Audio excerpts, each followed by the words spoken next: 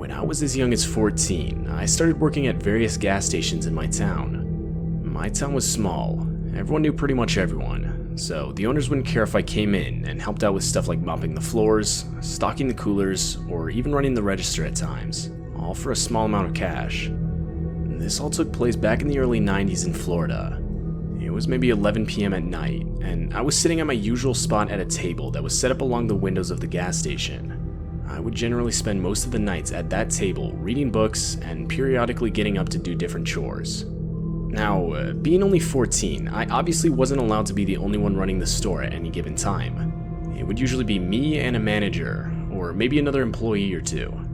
This night, it was me and a guy named Jeff. Jeff was one of the part-time managers, and usually when it was only me and him, he would spend most of his time in the back, which basically left me to hold down the store by myself. This night was no different. I remember sitting at the register when I glanced up. Something had caught my attention that was especially odd. I could see a lady who was walking up our parking lot from the direction of the interstate. Like, there were literally no customer cars in the parking lot. Now, this in itself was weird, as because of where we were located, we would get almost nobody that would walk here, especially not from the direction of the interstate. I mean, the store was practically in the middle of nowhere along a very desolate interstate. Nobody just walks this road. I figured she must have broken down somewhere and was coming up to fill a gas container or use the phone to call for a tow truck or something. After around a minute of me watching her, I realized she didn't have a container in her hands.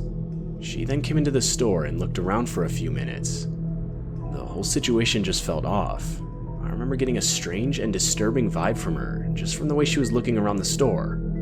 By this point, Jeff had come out from the back and was standing behind the register with me. He would occasionally do this when customers came in. The lady then walked up to the counter and started telling us a story about how her car had broken down and that she needed a ride to some town I had never heard of before. Jeff promptly responded, saying that he was working and that there was no way he could take her, as he was the manager and couldn't leave me here alone. That's when the lady turned to look at me, as if to get my response. Before saying anything, I looked back at Jeff, who looked at me with a very cold and hard stare, subtly shaking his head as if to say no. And that was my assurance that I knew that he knew something was off about this lady. Now, before I could respond, she turned back to Jeff and pointed at me, asking if I could take her. Jeff quickly and sternly responded that I was too young to drive and said there was no way we could help her. I obviously didn't argue with Jeff about his response on my behalf, as to be quite honest, this was completely out of character for him. Jeff was normally friendly and even chatty with the customers, and this further supported the fact that Jeff knew something was off about this lady. The lady, now clearly infuriated, cussed us out and left. As she walked back down the parking lot, I kept an eye on her. I noticed she had stopped at the end of the parking lot, right next to the interstate itself.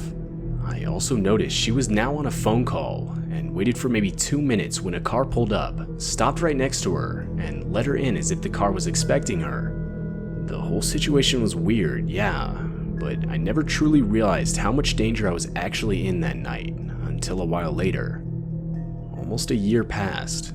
It was night, and I was in my bedroom falling asleep as the TV was on in the background. I don't know what channel it was on, possibly some news channel or something. But regardless, something I heard on the TV snapped me wide awake. I sat up to look at the TV and was greeted with the mugshot of a lady on the screen. As soon as I saw her, I immediately knew. That was the same lady that I had been in the store with almost a year prior and who tried to lure either me or my manager to drive her into town. I was 100% sure that was the same woman. It turns out the lady was Eileen Warnos, who was later convicted of being a serial murderer with a confirmed 7 victims who were all men. Eileen would lure her victims out into the middle of nowhere, and that's where she would shoot them at point-blank range. What disturbs me most is how close I was to becoming one of those victims myself. From both the way she acted in the store and what I now know about her, I firmly believe her plans were to kill either me or my manager Jeff that night. To this day, I still have nightmares about what would have happened had we done what she said.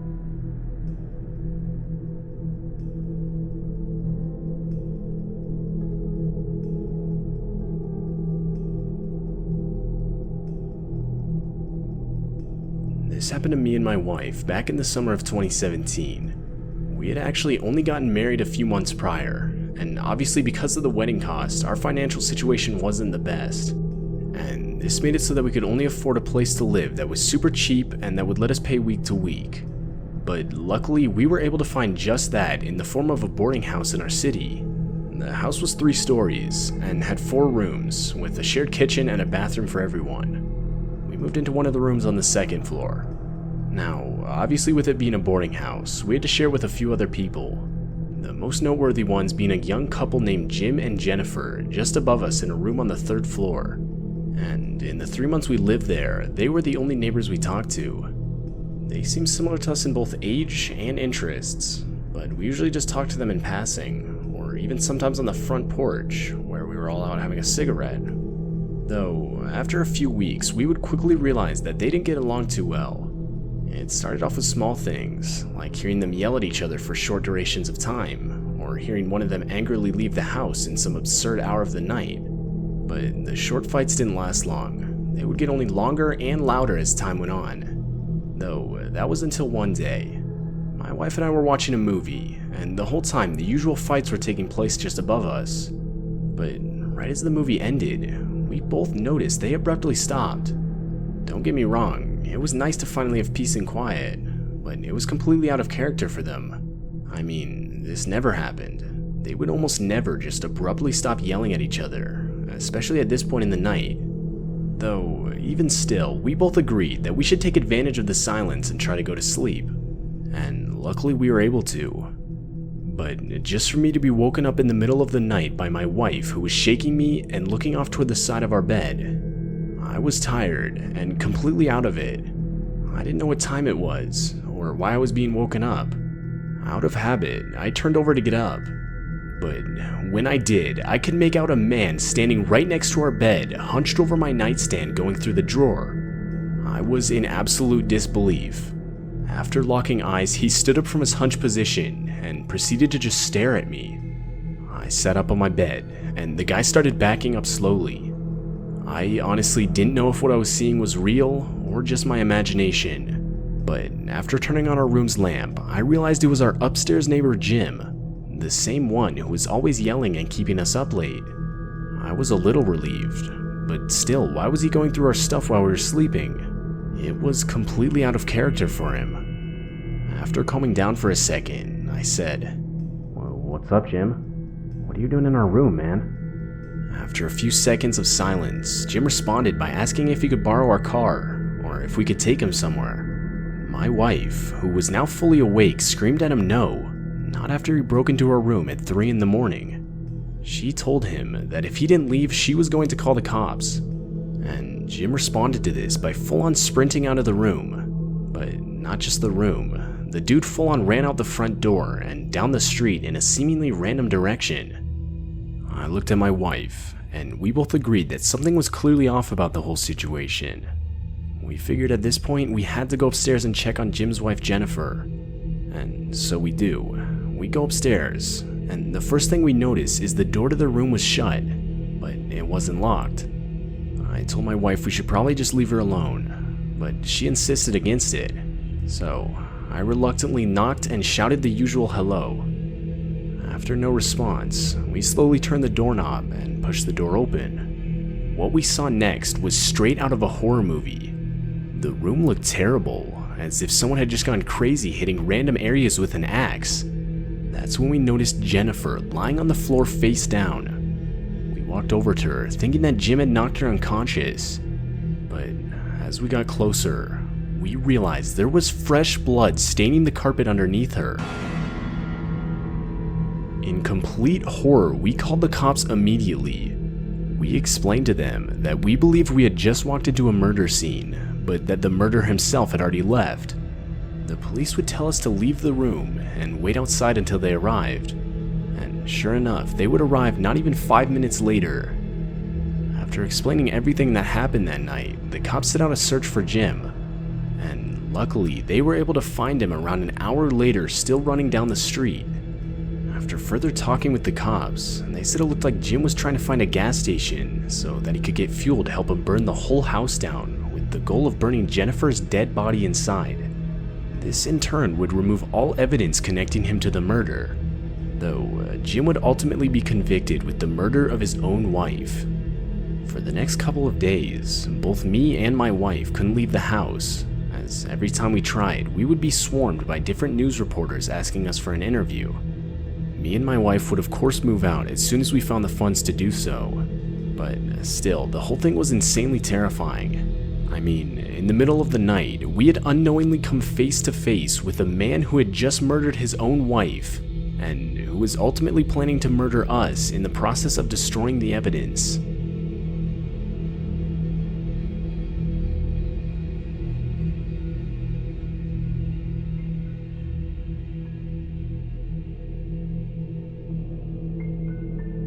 This happened 2 years ago, when I was working for a very large carpet cleaning company.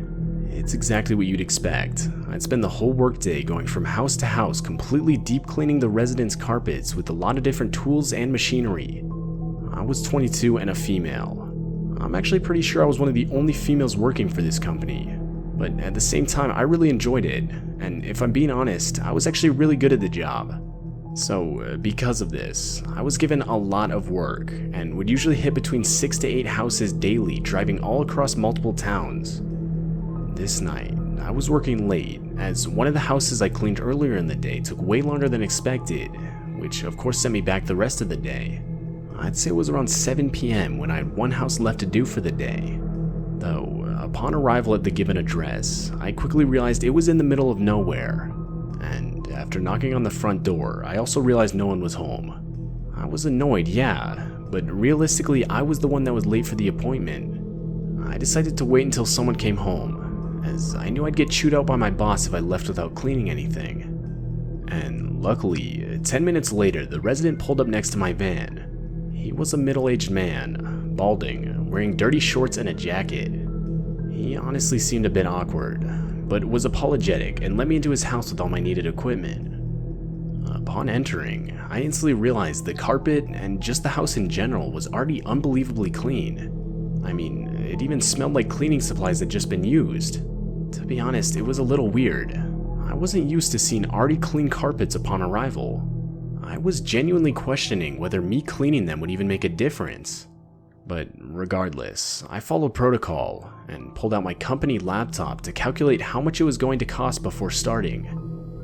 "Hey, do they keep track of where you are on that thing?" His question caught me off guard.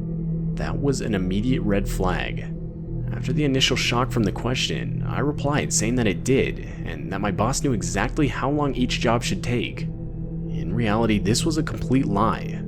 The laptop was literally just used to run a program that can calculate how much to charge a customer based on the inputted amount of work. But I felt like I had to lie, as there was definitely something off about this guy. Regardless, I started cleaning. I just figured the quicker I could clean these carpets, and the quicker I could get out of here and call it a day. Fast forward around an hour later, and I was finished. I hastily met up with the guy to explain I was done and how much he owed me.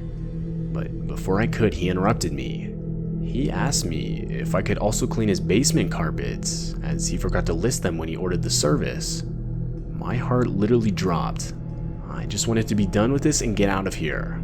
But my stupid customer service conditioned brain couldn't figure out how to get away with saying no. The guy led me to his basement door, opened it, and gave me a hand signal as if to gesture that I was to go down first. I hesitated, but ultimately I did. Once I got to the bottom, I was horrified. The basement looked horrible compared to the rest of the house. Not only was it unfinished with no carpet whatsoever, but there were clearly 7 deep freezers lining the walls. In the middle of the room was a lit, low-hanging ceiling light revealing an old television set, VHS tapes scattered all over the floor, and an old recliner facing the TV. Behind the set were 2 white shelves full of VHS tapes. The whole while I'm looking at the basement, the guy stood at the top of the steps blocking the doorway with a disturbing smile on his face. I looked up at him and said, "Yeah man, let me go get my stuff." With absolutely no intention of cleaning anything, I just wanted to get out of there. I held my breath and began to walk back up the stairs.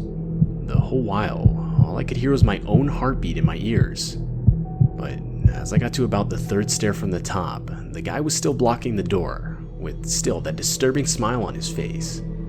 I stood there for maybe 20 seconds, just looking at the guy, waiting for him to get out of the way, when I swear I could hear footsteps in the basement behind me. Out of pure instinct and adrenaline, without even looking back, I charged towards the guy in front of me. Luckily, I was able to break past him, and right as I did, I beelined it out of the front door and into my van parked outside. I was leaving thousands of dollars of cleaning equipment behind, but honestly, in that moment, I didn't care. I legitimately felt like my life was in danger. As I was pulling away, I glanced back at the house one last time, and I saw the same man looking out one of the windows, now with no smile on his face, but rather a cold, hard stare. I thought I could see another person, but I honestly don't know. The whole memory is sort of just a blur.